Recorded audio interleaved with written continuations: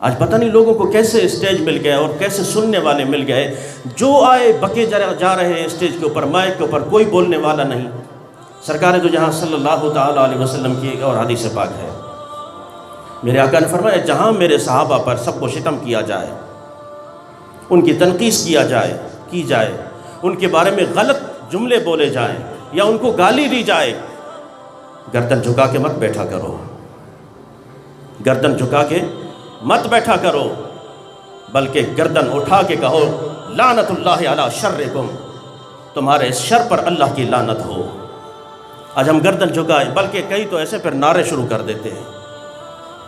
کیا جواب دو گے ان ہستیوں کی بارگاہ میں؟ رسول اللہ صلی اللہ تعالیٰ علیہ وسلم نے صرف ایک مرتبہ پوچھ لیا کہ جن ہستیوں نے مجھ پر سب کچھ لٹایا، آج تو نے کیا دیا دین کو؟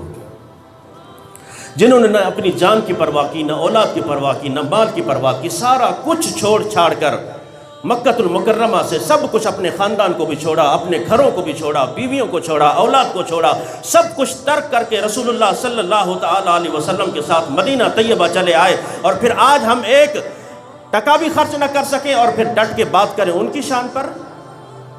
ہم اتنے بے باک ہو گئے ہیں، ہماری زبانیں اتنی کھل چکی ہیں، کوئی لگام ڈالنے والا ہی نہیں ان کو۔ محفل بھری محفل میں صحابہ کرام رضوان اللہ تعالیٰ اجمعین کے بارے میں کیا کچھ بکا جاتا ہے۔ ابھی نئی بات ہے کہ 2-3 دنوں میں ایک نے بکواس کی ہے بہت ہی غلط طریقے سے، ہم تو یہ ایک دوسرے کے لیے بھی الفاظ استعمال نہیں کر سکتے، اس طرح کی گالی ہم ایک دوسرے کو نہیں دے سکتے جس طرح کی زبان اس نے حضرت ابوبکر صدیق، حضرت عمر فاروق اور جناب حضرت امیر معاویہ کے بارے میں کی ہے۔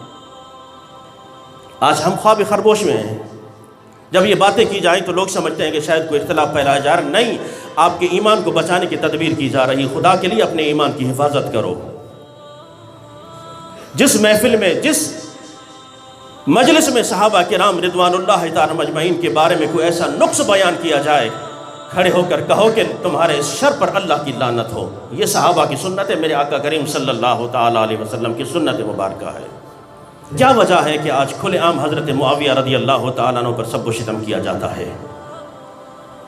کھلے عام جلسوں میں آج ہمارے اسٹیجوں پر، اہل سنت کے اسٹیجوں پر، میں غیروں کی بات نہیں کر رہا، اہل سنت کے اسٹیجوں پر حضرت امیر معاویہ رضی اللہ تعالیٰ عنہ یا کوئی اگر ایک شخص ہر صحابی نبی جنتی جنتی کا نعرہ لگاتے تو پھر متھے پہ بل کیوں پڑ جاتے ہیں؟ تیور کیوں بدل جاتے ہیں؟ کیا ہم بھول گئے کہ جس ہستی کے بارے میں سرکار دو جہاں صلی اللہ تعالیٰ علیہ وسلم نے دعائیں دی ہوں، پوری امت کے ماموں ہے، اور جناب حضرت امیر معاویہ رضی اللہ تعالیٰ عنہ وہ صحابی رسول ہیں، کاتب وحی آپ کا لقب ہے۔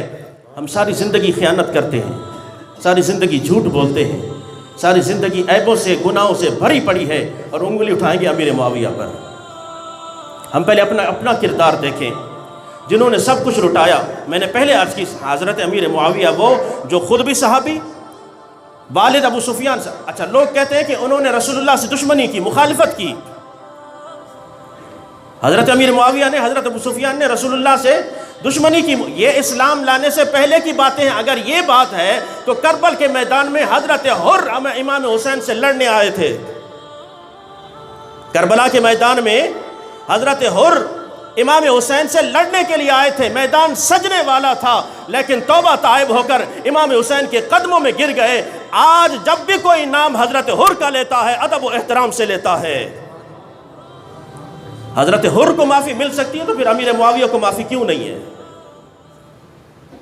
حضرت حر رضی اللہ تعالیٰ عنہ آج عزت اور وقار کے ساتھ نام لیتے ہو، تو پھر جن ہستیوں نے اسلام لانے کے بعد لوگ کہتے ہیں کہ مخالفت کی، حضرت یہ مشاجرات صحابہ، تم کیا جانو کہ یہ کیا ہے؟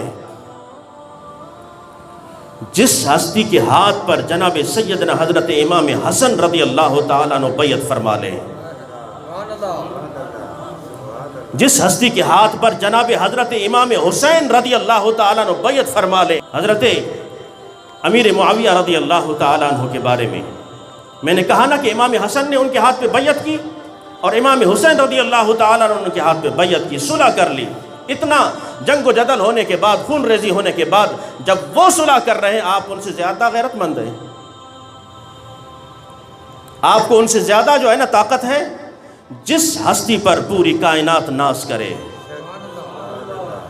جن کی طاقت کی مثالیں پوری کائنات دے، وہ تو اس چیز کو بلا کر ساری چیزیں ان کے ہاتھ پر بیعت کر کے، اور امام حسین رضی اللہ تعالیٰ عنہ نے خود بیعت فرمائی ہے۔ 22 سالہ دور گزرا ہے حضرت امیر معاویہ کا دور حکومت۔ 20 سال تک حضرت امام حسن رضی اللہ تعالیٰ عنہ ان کے دور میں رہے۔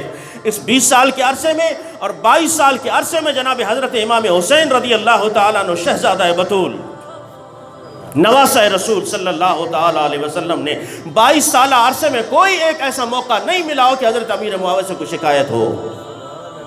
آپ ملک شام میں گورنر کی حیثیت سے موجود ہیں اور ممبر پہ بیٹھے ایک شخص کھڑا ہو جاتا ہے، امیر المومنین امیر معاویہ آپ سے کچھ پوچھنا چاہتا ہوں، سوال کرنا چاہتا ہوں۔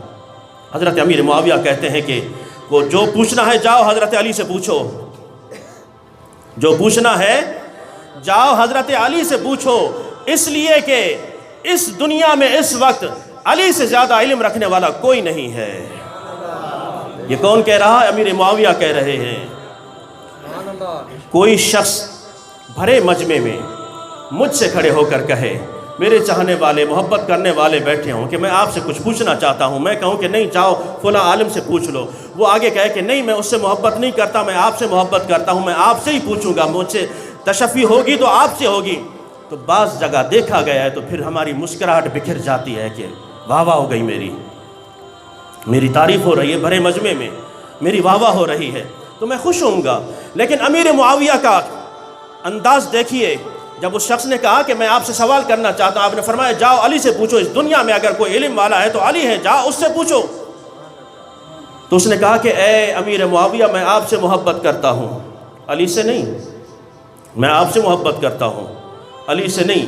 اب حضرت امیر، جو لوگ کہتے ہیں کہ حضرت امیر معاویہ نے ممبروں پر حضرت علی شیر خدا رضی اللہ تعالیٰ عنہ پر گالیاں دی ہیں اور اس طرح کی تبرہ کروائیں، وہ بکواس کرتے ہیں، من گھڑت تاریخ، من گھڑت حدیثیں بیان کر کے لوگوں کا ایمان گمراہ کر رہے ہیں، ایمان خراب کر رہے ہیں۔ حضرت امیر معاویہ ممبر پہ بیٹھ کے کہتے ہیں جاؤ علی سے پوچھو۔ جب اس نے کہا کہ میں آپ سے محبت کرتا ہوں، علی سے نہیں، کہا کہ اس کی محبت کا انکار کر رہے ہو جس کو پاس بٹھا کر میرے آقا نے فرمایا ہو علی میں تجھ سے ایسے محبت کرتا ہوں جیسے موسیٰ کو ہارون سے محبت ہے۔ اس شخص کی محبت کا انکار کر رہے ہو جس کی سر پر میرے آقا کونین صلی اللہ تعالیٰ علیہ وسلم نے علم کی دستار باندھ کے فرمایا انا مدینہ العلم وعلی بابہا۔ اے ذلیل انسان تو کہہ کیا رہا ہے، تو بک کیا رہا ہے حضرت علی شیر خدا رضی اللہ تعالیٰ عنہ کے بارے میں؟